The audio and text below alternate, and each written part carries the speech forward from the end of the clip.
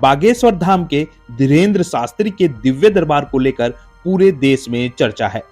कोई धीरेंद्र शास्त्री के समर्थन में है तो कोई विरोध में। प्रख्यात ज्योतिषाचार्य और तंत्राचार्य पंडित विवेक मणि ने भी इस पर टिप्पणी की है, क्योंकि वह भी रोजाना अपनी विद्या के अनुसार लोगों की विभिन्न समस्याओं को दूर करने का प्रयास करते हैं। ऐसे में उनकी राय अहम हो जाती है, इसलिए आप इस वीडियो को पूरा देखें। जिस तरह से धीरेंद्र शास्त्री लोगों के बारे में बिना कुछ जाने सब कुछ जानने का दावा करते हैं, भूत प्रेत की समस्याओं से निजात दिलाने का दावा करते हैं, इस पर अंधश्रद्धा उन्मूलन समिति ने धीरेंद्र शास्त्री पर जादू टोने और अंधविश्वास फैलाने का आरोप लगाया था। धीरेंद्र शास्त्री पर दिव्य दरबार और प्रेत दरबार की आड़ में जादू टोने को बढ़ावा देने का आरोप है। इसी से विवाद शुरू हुआ। हालांकि धीरेंद्र शास्त्री यह भी कह चुके हैं कि वह कोई चमत्कार नहीं करते हैं, हनुमान जी के भक्त हैं और सब कुछ हनुमान जी की प्रेरणा से करते हैं। बता दें कि बागेश्वर बाबा यानी कि धीरेंद्र शास्त्री अपने दिव्य दरबार में लोगों की समस्याएं सुनते हैं। लोगों के मन की बात उनके बताने से पहले ही एक पर्ची पर लिख देते हैं और बाबा समस्याओं का समाधान भी बताते हैं। आखिर वह यह सब कैसे करते हैं? क्या कोई ऐसी विद्या या शक्ति होती है जिससे यह संभव है? इस पर हमने ज्योतिष एवं तंत्राचार्य पंडित विवेक मणि शर्मा से बात की, क्योंकि पंडित विवेक मणि को ज्योतिष और तंत्र विद्या की गहन जानकारी है। उन्होंने बिना किसी विरोध समर्थन के जो बात कही है वह सभी को सुननी चाहिए। आचार्य जी, धीरेंद्र शास्त्री जी को लेकर एक विवाद खड़ा हुआ है। उनका दिव्य दरबार जो लगता है उसमें वो लोगों के बारे में सब कुछ बता देते हैं, पहले से ही उनका पास्ट बता देते हैं, उनके मन की बात बता देते हैं और प्रेत भूत को दूर करने का दावा भी वो करते हैं। क्या इस तरह से संभव होता है कुछ तंत्र में, ज्योतिष में या किसी भी तरह से इस तरह की संभावना है? अगर है तो वो कैसे हो सकती हैं? देखिए, मेरा कहना ये है कि ये सब की अपनी सिद्धियाँ और अपने गुणनफल का मतलब होता है, तात्पर्य होता है। परंतु सबसे पहले अगर हम बात करें अपनी विधा की कि हमारे भारतीय ज्योतिष के अनुसार जो मान्यता दी गई है, क्योंकि ज्योतिषियों के अनुसार जो मान्यता वेदों ने, शास्त्रों ने दी गई है, हम सबसे पहले उन्हें पकड़ेंगे और उन्हीं के आधार पर हम बातचीत करेंगे।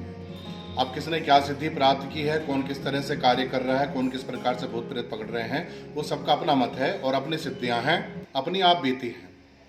लेकिन भारतीय ज्योतिष के अनुसार हम जो चीज़ लेकर के चलेंगे वो फलादेश, यानी ज्योतिष के अनुसार जब भी कोई बड़ी घटना होती है देश में या होती आई है, माननीय प्रधानमंत्री जी, पूर्व प्रधानमंत्री जी, या कभी भी देश पर कोई युद्ध या कोई ऐसा संकट आया है तो ज्योतिषियों से उन्होंने फलादेश लिया है। देखियो, 2 या 3 प्रकार से इसको किया जाता है कि एक तो होता है कि हम जो व्यावहारिक उपाय करते हैं, व्यावहारिक उपाय की अगर कोई दिक्कत होती है तो उसका जो भी कार्य सिद्ध करने के लिए किया जाता है, मान लीजिए कोई उपकरण, कोई मशीन खराब हो गई है तो उसके जो है पेच पुर्जे ठीक किए जाते हैं।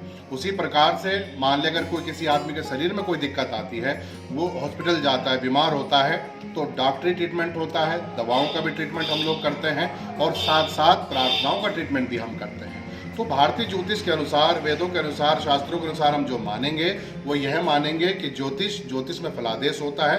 प्रश्न लगने कुंडली के अनुसार, मान लीजिए जैसे आपने मुझसे कोई प्रश्न किया, वर्तमान समय में कोई संकट है, तो उसी अनुसार हम फलादेश करेंगे और उसी अनुसार जो शास्त्रों के उपाय हैं उन्हें ही हम मानेंगे प्रमाण सहित। अब बात आती है कि जो आप जिक्र कर रहे हैं धीरेंद्र शास्त्री जी, उन्होंने जो है भूत प्रेत या इस तरह से जो आजकल मुद्दा बना हुआ है टीवी चैनलों में, देखिए ये एक सिद्धि का मामला है, इसमें ज़्यादा तो कुछ कहा नहीं जा सकता, ये उनका अपना मतलब है, अपना मंतव्य है। दूसरी बात है, उनके जो भक्त हैं, जो उनके फॉलोवर्स हैं, उनका अपना मंतव्य है। इस बीच में कुछ कहना ठीक नहीं है, क्योंकि जितना इसमें कहा जाएगा ये इसमें विवाद ही बढ़ेगा। वो उनकी अपनी सिद्धियों का प्रकार है कि वो कितनी सेवा करते हैं। हाँ, मैंने इस पर पहले भी टिप्पणी की थी कि किसी व्यक्ति विशेष के लिए धर्म बदनाम नहीं होना चाहिए या धर्म पर कोई चोट नहीं होनी चाहिए किसी आडंबर की वजह से। अगर आपकी अपनी सिद्धियां हैं, आपकी शक्तियां हैं, आप उसे उस प्रकार से यूज कीजिए कि देश और दुनिया में उसका मतलब कोई भी गलत मतलब ना निकाल सके या उस पर कोई भी चोट ना आ सके। धर्म प्रथमो रक्षति, धर्म की रक्षा प्रथम है। धर्म और हमारे शास्त्र संस्कार पर कोई भी चोट नहीं होनी चाहिए। इस प्रकार से अपना काम करना चाहिए। तो आप जो धीरेंद्र शास्त्री जी के यहाँ जो लोग जाते हैं और जो धीरेन्द्र शास्त्री जी उनकी समस्याओं का समाधान करने का दावा करते हैं, तो ये विश्वास की श्रेणी में आएगा या अंधविश्वास की श्रेणी में आएगा? देखिए, किसी भी काम को सिद्ध करने के लिए विश्वास तो प्रथम है। आपका भाव होना चाहिए। मान ले लोग हमारे पास भी हजारों लोग आते हैं, वो अपने भाव से आते हैं, अपने विश्वास पर आते हैं। देखिए, अंधा विश्वास तो वैसे तो अगर मैं बात करूं कि इस पर एक्ट भी हैं और इसी सिलसिले में वो जो सब दिखाया गया है, उन्होंने दरबार में दिखाया है कि अगर मैं अपनी बात कहूं, मेरे उन्हें राय नहीं है, लेकिन अगर मैं अपनी बात कहूं, कुछ चीज़ें ऐसी हैं जो असामयिक या प्राकृतिक होती हैं, जिन्हें हम दिखा नहीं सकते।